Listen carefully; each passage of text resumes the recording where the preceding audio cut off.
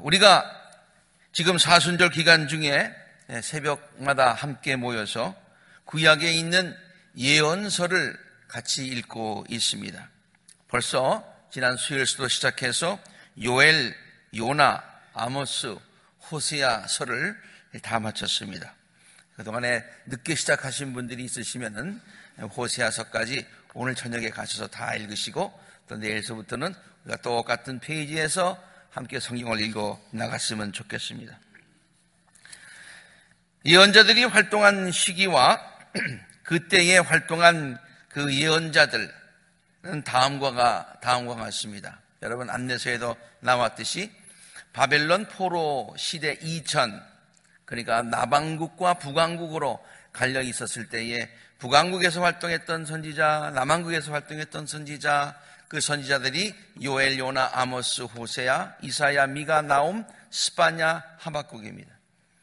그리고 이제 남왕국이 멸망해서 바벨론 포로로 가서 70년의 포로 생활을 하는 중에 하나님께서 선지자들을 통해서 말씀하신 그 선지자들이 예레미야, 다니엘, 에스겔, 오바댜입니다. 그리고 포로 귀환 후에 이제 계속해서 하나님께서 백성들을 위로하시고 또 비전을 주신 그 선지자들이 학개, 스가랴, 말라기입니다. 이렇듯 선지자들이 활동했던 시대는 달랐고 시대적인 상황도 다양했습니다. 그리고 예언자들의 메시지들도 다 달랐습니다. 예언자들의 메시지의 컬러도 달랐습니다. 그러나 예언자들의 외침에는 공통적인 메시지가 있음을 우리가 예언서를 읽으면서 발견하게 됩니다. 예언자들이 반복해서 계속해서 강조해서 외친 메시지들이 있다고 하는 것이에요. 예언자들이 전한 그 메시지들은 그 당시 사람들에게만 해당되는 말씀은 아닌 줄로 압니다. 오늘날 우리들에게도 동일하게 적용되는 말씀들임을 깨달을 수가 있습니다. 그래서 저는 이번 사순절 기간 중에 새벽 기도마다는 늘 예언서를 함께 읽어가면서 이 6번의 주일에 예언자들이 외쳤던 그 메시지들을, 그 중요한 것을 6개로 정리를 한번 해보았습니다. 그래서 예언서 전체를 여러 차례 다시 한번 읽으면서 그 메시지들을 이렇게 그 메시지에 따라서 한번 분류를 해보고 해서 한번 정리를 해보았습니다. 그러한 선지자들의 외침이 이제 우리 새벽 기도에 나와서 말씀을 읽을 때마다, 그리고 주일에 그 선지자들의 메시지의 요점들이 강단에서 선포될 때마다 그 말씀이 바로 우리들에게 말씀하시는 하나님의 음성으로 들려주시기를 간절히 바랍니다. 모든 선지자들이 안타까운 마음으로 외쳤던 중요한 메시지가 있습니다. 그 여러 가지 메시지들 중에서 가장 많이 반복되고 또 가장 중요하다고 생각되어지는 메시지가 바로 오늘 설교의 제목입니다. 함께 읽습니다. 시작. 하나님께로 돌아오라. 이 하나님께로 돌아오라라고 하는 것은 선지자들이 각 시대를 막론하고 이스라엘 백성들에게 동일하게 반복해서 강조하며 외쳤던 외침이었다, 그런 얘기예요. 이렇게 모든 선지자들이 외칠 수밖에 없었던 이유들이 있습니다. 그 이유들을 함께 살펴보겠습니다. 이 시간에도 하나님께서 우리들에게 하나님께로 돌아오라라고 하는 그 메시지를 주시는데 우리의 상황은 어떤 상황인지 우리가 함께 이 말씀들을 통해서 말씀의 거울에 비춰서 우리의 신앙을 한번 돌이켜 보았으면 좋겠습니다. 첫 번째, 백성들이 생사화복의 근원이 되시는 하나님을 잊어버리고 떠났기 때문이에요. 생사화복의 근원이 되시는 그 하나님을 떠났기 때문에 선지자들은 그 백성들을 향해서 돌아오라고 외치는 거예요. 또 하나님의 백성으로서 정체성을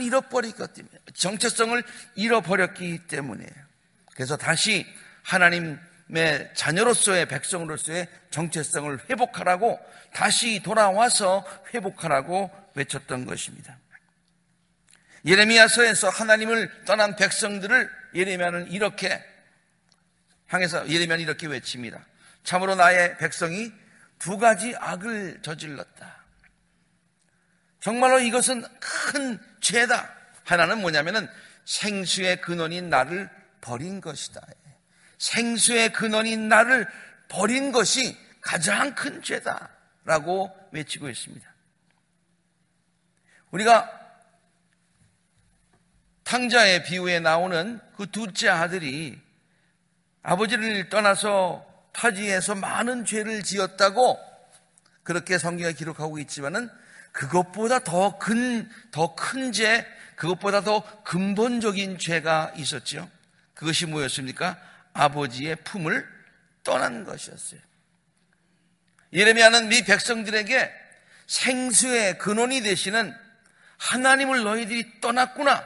이것이 가장 큰 죄악이다. 그렇게 선포하고 있습니다. 예레미야 2장 17절에도 동일한 말씀을 전하고 있습니다. 주 너의 하나님이 지금까지 너의 길을 인도해 주시고 앞으로도 인도하여 주실 분인데, 목자가 되셔서 너의 길을 인도하실 분인데 내가 주를 버리고 떠났구나. 그랬어요. 내가 주를 버리고 떠났구나. 그러니 너 스스로 이런 재앙을 자청하게 된 것이 아니냐. 그러므로 하나님께 돌아오라는 말씀입니다. 스바냐서 1장 6절에도 주를 등지고 돌아선 자들, 들을 등지고 돌아섰어요. 주님을 떠났어요. 그래서 이제는 주님을 찾지도 않고 아무것도 여쭙지도 않는 거예요. 이것은 질문하는 게 아닙니다. 하나님께 필요해서 구하고 두드리고 하나님께 기도하는 것입니다. 아무것도 하나님께 요구하지 않는 것입니다. 하나님과 상관없이 살아가는 백성들이 되었다고 하는 것이죠. 그래서 하나님 백성으로서의 정체성을 잃어버렸습니다. 왜 정체성을 잃어버렸나요? 하나님의 품을 떠났기 때문이라고요. 예레미야 2장에는 이렇게 얘기하고 있습니다. 나는 너를 종자가 아주 좋은, 정말로 좋은, 제일 좋은 포도나무로 심었는데, 가장 좋은 포도나무가 되기를 바라서 하나님의 동산에 너희들을 포도나무로 심어 놓았는데 너희들이 나를 떠나서 세상에 가더니 어떡하여 엉뚱하게 들포도나무로 바뀌게 되었느냐. 하나님 백성으로서의 정체성을 잃어버리고 세상 사람들과 들에 있는, 그저 들에서 자라는 포도나무처럼 다 되어버렸다. 그런 얘기예요. 그러니 나에게로 다시 돌아오너라. 또한 겉으로는 하나님을 믿는다고 하지만은 실제로는 마음으로 하나님을 떠나 있었어요. 돌아오너라. 그러니까 백성들이 우리 하나님 떠난 적 없는데요. 우리 아직도 하나님께 예배드리고 있는데요. 우리 하나님께 제사 드리고 있는데요. 율법을 지키려고 애쓰고 있는데요. 그러나 하나님은 선지자들의 입을 통해서 겉으로는 그렇게 보이지만은 실상으로는 너희들이 하나님을 떠났다. 그러므로 하나님께 돌아오라고 그렇게 외치고 있습니다. 예레미야서 2장 이사야서 29장에 있는 말씀인데요. 실제로는 주께서 말씀하신다.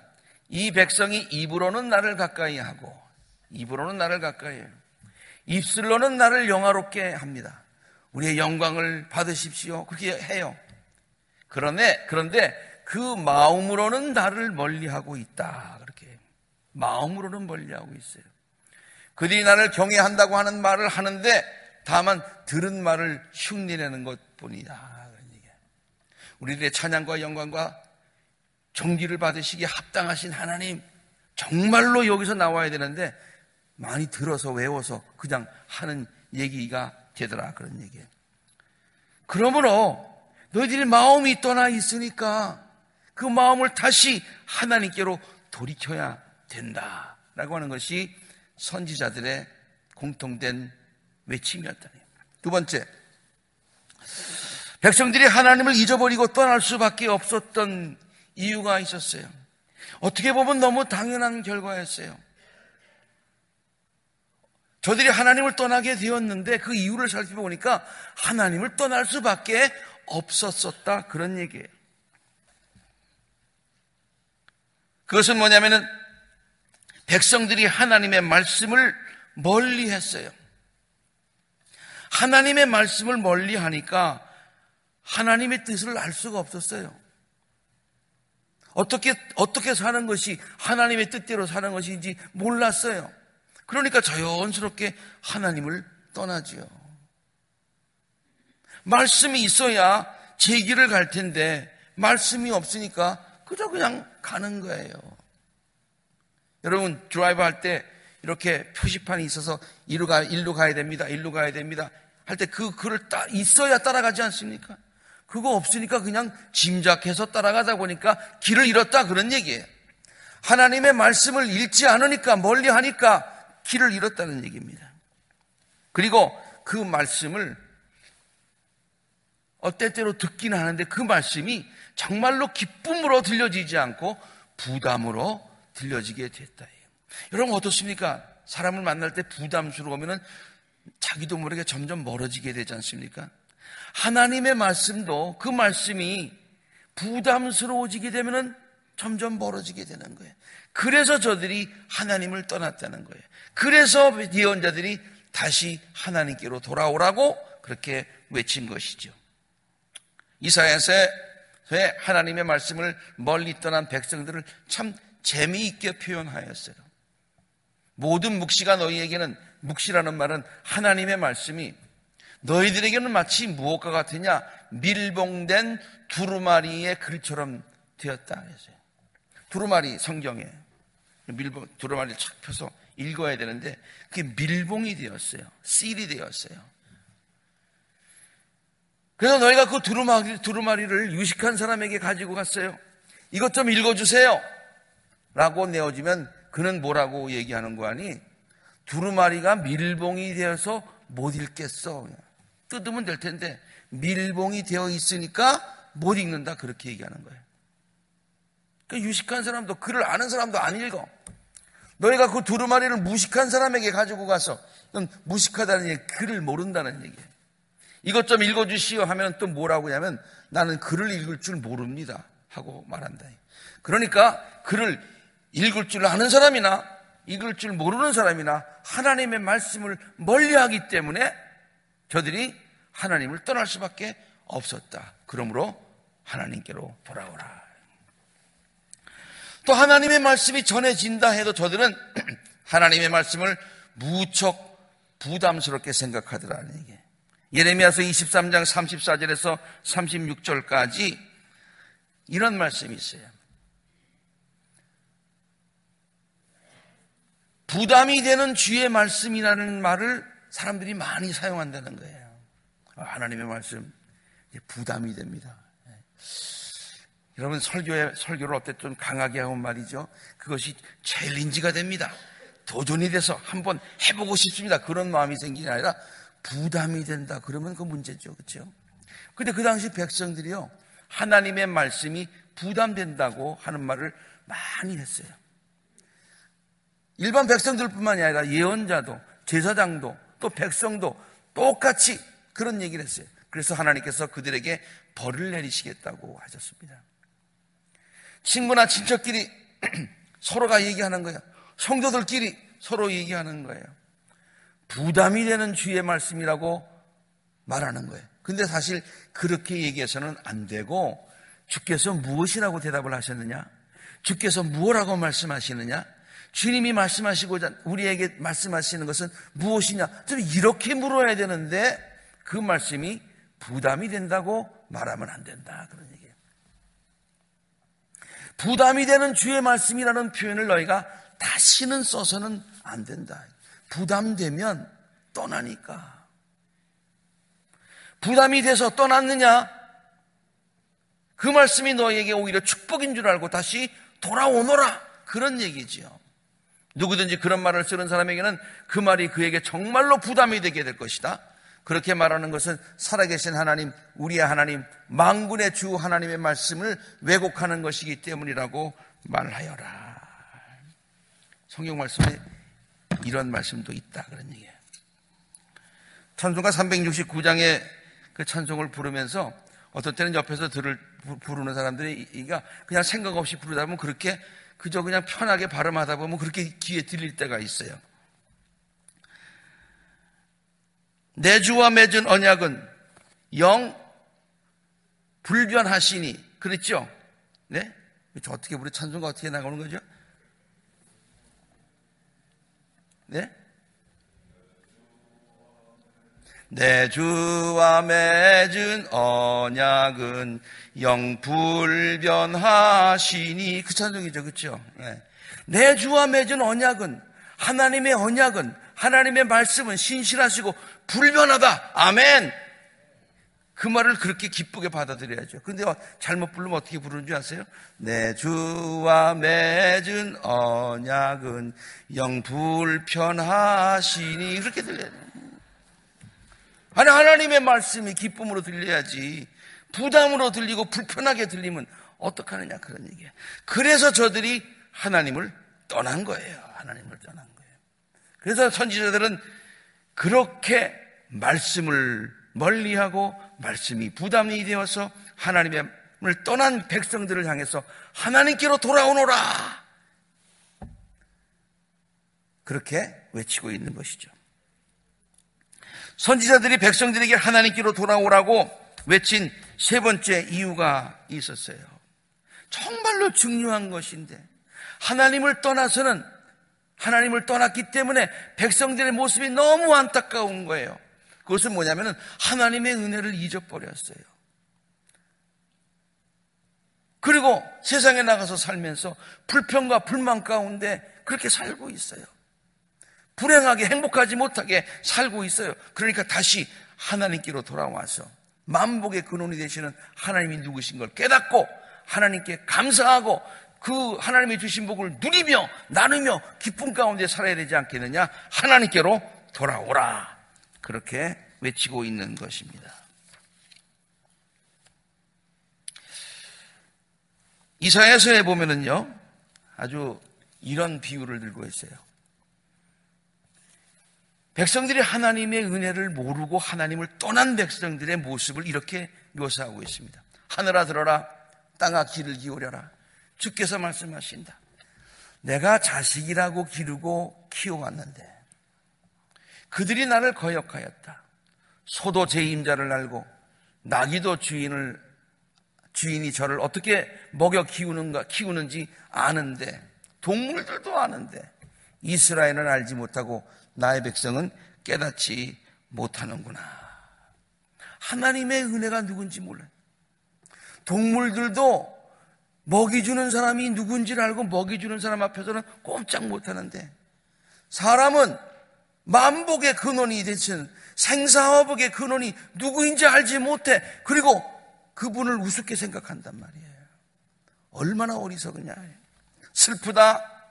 죄를 지은 민족이요, 허물이 많은 백성이요, 흉악한 종자요, 타락한 자식들, 너희가 주를 버렸구나. 너희가 주를 떠났구나. 이스라엘의 거룩하신 분을 업신여겨서 등을 돌리고 말았구나. 어찌하여 너희는 더 맞을 일만 하느냐. 이사야는 점잖아서 저렇게 썼는데요, 만약에 제가 썼다면 어찌하여 너희는 더 맞을 일만 골라서 하느냐, 이렇게 썼을 것 같아요. 어찌하여 여전히 배반을 일삼느냐. 에스겔서에 보면 더 재미난 표현을 더 구체적으로 하고 있습니다. 이 같은 메시지인데 선지자들마다 그 전하는 컬러가 달라요. 에스겔은 이렇게 전하고 있습니다.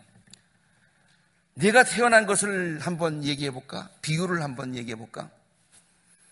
내가 태어나던 날 아무도 내 탯줄을 잘라주지 않았었어. 내 몸을 물로 깨끗하게 씻어주지도 않았고 내 몸을 소금으로 문질러주지도 않았고, 아마 옛날에는 애들 낳으면 소금으로 이렇게 문질러줬나 봐요. 네, 소금이 귀했으니까요. 내 몸을 포대기로 감싸주지도 않았다. 오히려 내가 태어난 바로 그날에 사람들이 네 목숨을 천하게 여기고 너를 내다가 들판에 버렸다.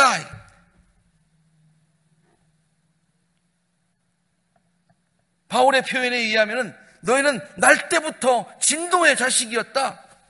그런 표현 아닙니까? 그런데 하나님께서 어떻게 하셨느냐?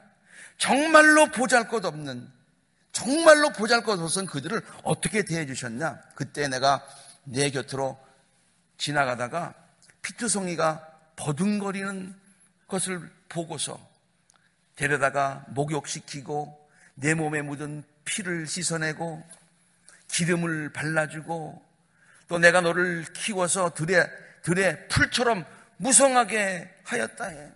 다 죽어가는 것을 무성하게 하였어요. 내가 크게 자라 보석 가운데서도 가장 아름다운 보석처럼 되었고, 가장 아름다운 보석처럼 형편없었는데 아름다운 보석으로 만들어 주셨다는 거예요. 내가 수놓은 옷을 내게 입혀주었어. 물개 가죽신을 내게 신겨주고, 옛날에 물개 가죽신이 비쌌던 것 같아요. 그렇죠? 예, 물개 가죽신을 신겨주고 모시로 내 몸을 감싸주고 비단으로 겉옷을 만들어 주었다. 하나님의 놀라우신 은혜를 이렇게 아주 그냥 정말로 드라마틱하게 시적으로 표현을 해주고 있어요. 내가 온갖 보물로 너를 장식하여 주었는데 두 팔에는 팔찌를 끼워주고 목에는 목걸이를 걸어주고 코에는 코걸이를 걸어주고 두 귀에는 귀걸이를 달아주고 머리에는 화려한 면류관을 씌워 주었어요. 너는 이렇게 너는 금과 은으로 장식하고 모시옷과 비단옷과 수동운 옷을 입게 했어요. 또 너는 고운 밀가루와 꿀과 기름으로 만든 음식을 먹었어요. 비싼 거예요. 귀한 거예요. 아주 아름답게 되었어요. 그래서 피부도 아주 하얗고 아주 얼굴도 통통하고, 그래서 마침내 왕비처럼 보이게 되었다는 거예요. 아주 천했었는데 왕비처럼 되었어요. 멸망할 수밖에 없었는데 하나님의 자녀가 되었어요. 상속자가 되었어요. 그런데 너는 내 아름다움을 믿고서 아름답게 만들어주신 하나님은 잊어버리고 아름답게 된 그것만 보고서 교만해졌다, 그런 얘기예요. 내 명성을 의지하여 음행을 하고 우상을 섬기고 하나님을 저버렸다, 그렇게 묘사하고 있습니다. 백성들은 정말로 하나님의 은혜를 저버리고 하나님께 감사하고 의지하기는커녕 오히려 우상을 더 섬겼습니다. 더 섬겼어요. 만복의 근원이 되시는 하나님은 분은 하나님이신데 그분은 보이지 않으니까 잠시 잊어버리고 떠나고, 아무것도 아닌 우상은 눈에 보이니까 그럴듯해 보이고 화려해 보이니까 그 우상을 섬기더라. 그러니 이게 얼마나 어리석은 일이냐예요. 하나님께로 돌아오라. 예레미야 2장 20절. 참으로 너는 옛적부터 너의 멍에를 부러뜨리고 너를 묶은 줄을 모두 끊어버리면서 그러면서 장담을 합니다. 나는 다른 신들을 섬기지 않을 거야. 나는 우상을 섬기지 않을 거야. 나는 하나님만 섬길 거야 라고 큰 소리 치더니 오히려 높은 언덕마다 찾아다니며 음행을 하고 또 푸른 나무 밑에서 너의 몸을 눕히고 음행을 하면서 신들을 앞장서서 섬겨. 예레미야 2장 27절에 또 이렇게 얘기하고 있습니다. 그들은 나무를 보고 나의 아버지 그렇게 부른다는 거예요. 돌을 보고 나의 어머니 그렇게 부른다는 거예요. 얼마나 어리석으냐.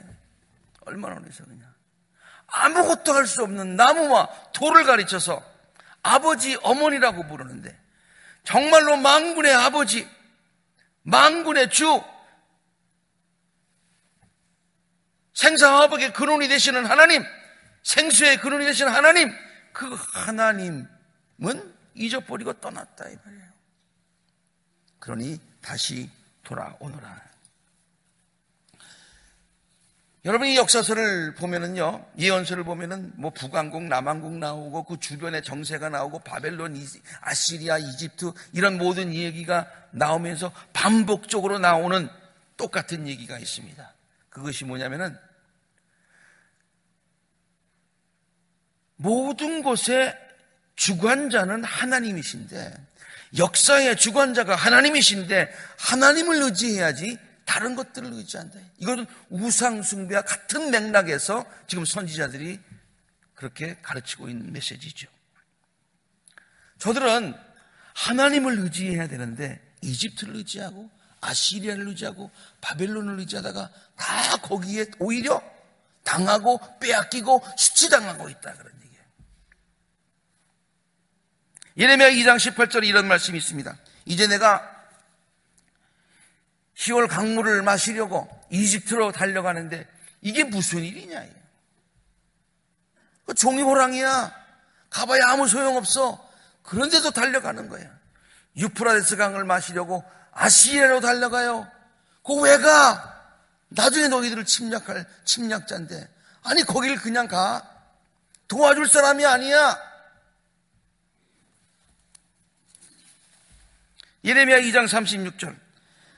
그러면서 아주 리얼한 그런 표현을 합니다. 제가 이걸 확인은 안 해봤어요. 정말 히브리 말로 이렇게 우리나라 말과 비슷한 말이 있는지는 확인을 안 해봤어요. 그렇지만 아주 재밌게 번역을 했어요.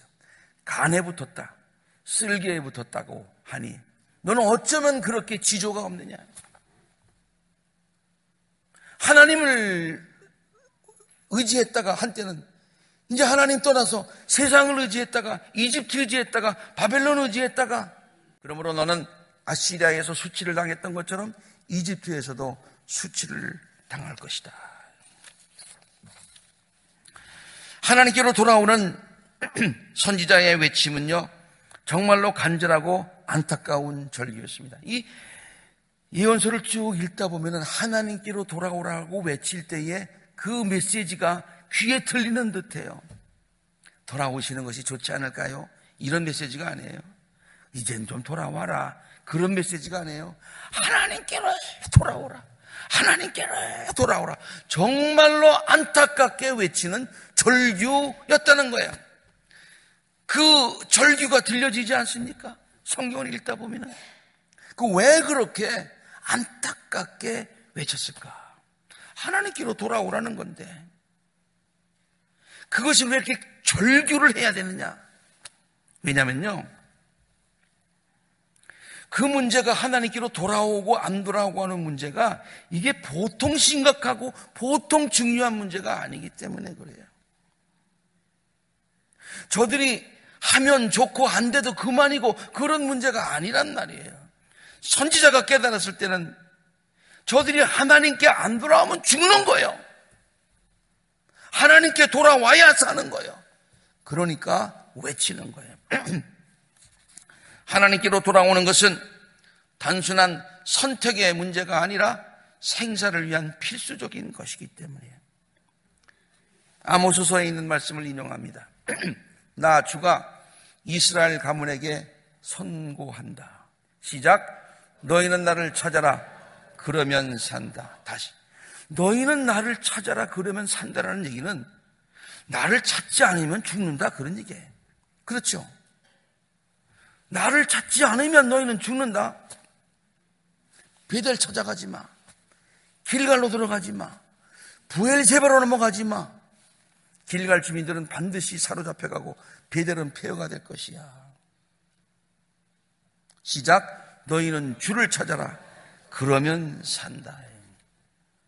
이게 생사에 관한 문제예요. 묘성과 삼성을 만드신 분, 삼성을 만드신 분이 하나님이시구나 이렇게 생각하면 안 돼요. 네.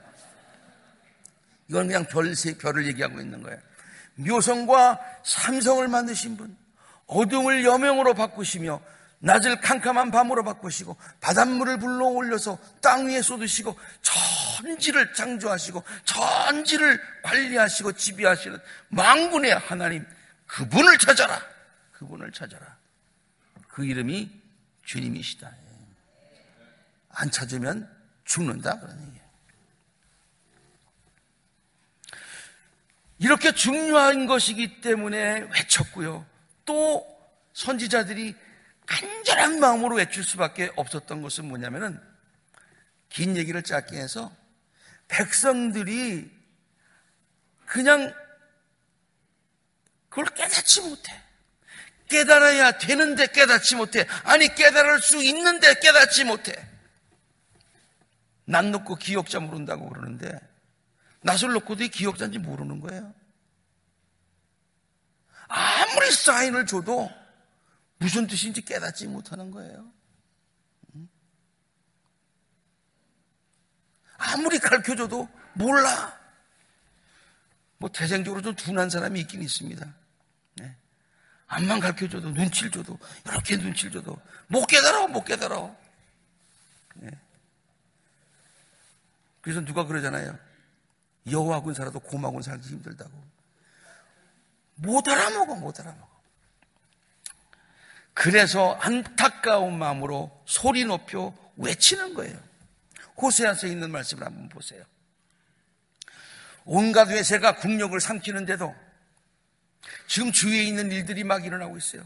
하나님께서 경고 사인을 자꾸만 주시는 거예요. 그런데도 에브라임은 깨닫지 못해. 이 성경을 읽으실 때 성경에 에브라임, 이스라엘 나온 건 전 북왕국들입니다. 깨닫지 못해요.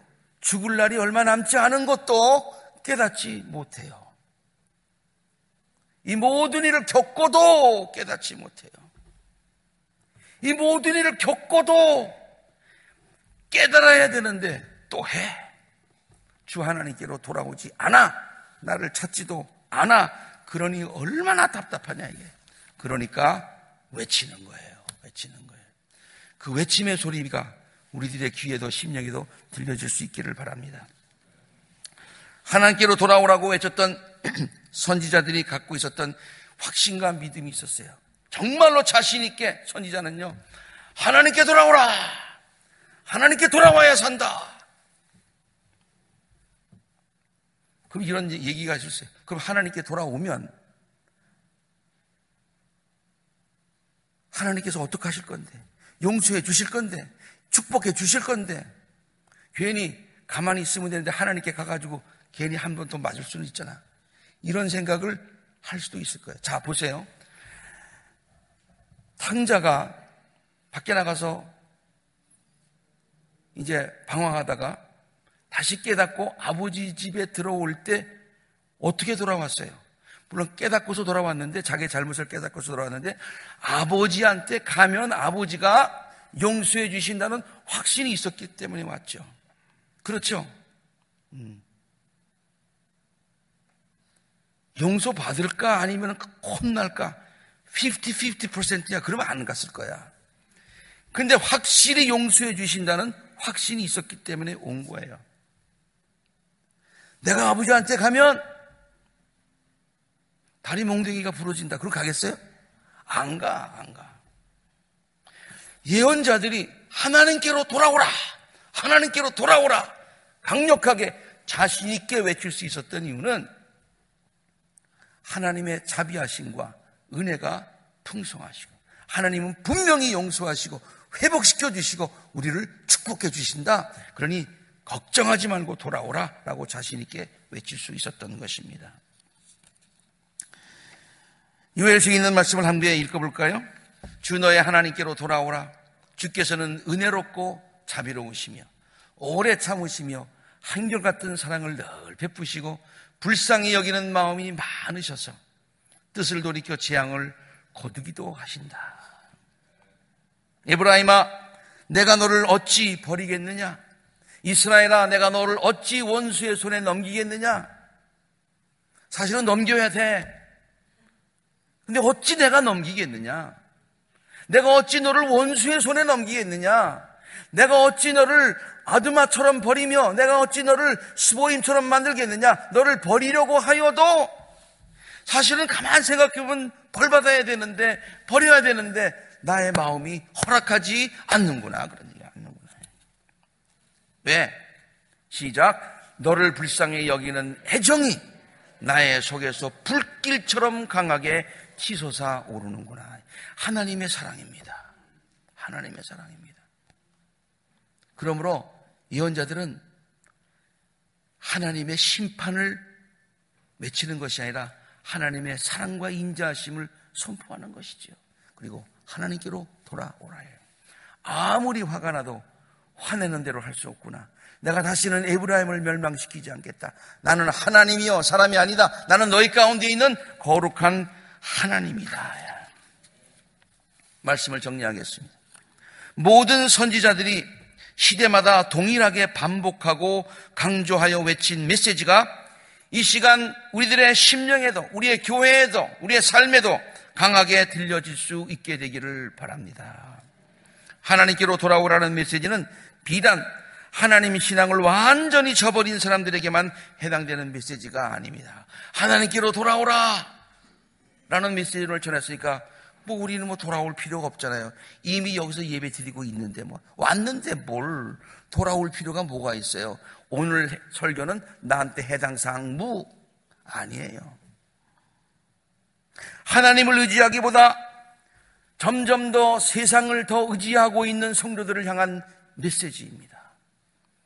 하나님의 은혜와 사랑을 깨닫지 못하고 감사하지 못하는 성도들을 향한 메시지가 바로 하나님께로 돌아오라는 메시지입니다.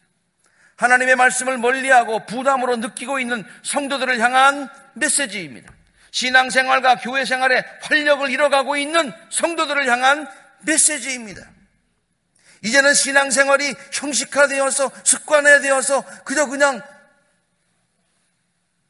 은혜와 감격이 없는 성도들을 향한 메시지입니다. 하나님께 대한 첫사랑을 잃어버린 성도들을 향한 메시지인 것입니다. 우리들을 향하신 하나님의 음성에 귀를 기울이시기 바랍니다. 그리고 마음의 문을 활짝 열고 주님께 더욱 가까이 나가실 수 있게 되기를 바랍니다. 그래야 주님과 함께 누릴 수 있는 놀라운 은혜와 평강과 기쁨을 마음껏 누리실 수 있는 복된 우리 아콜라자단의 모든 성도님들이 되시기를 우리들을 사랑하시되 끝까지 사랑하여 주시는 예수 그리스도 이름으로 간절히 축원합니다. 아멘. 함께 기도하시겠습니다.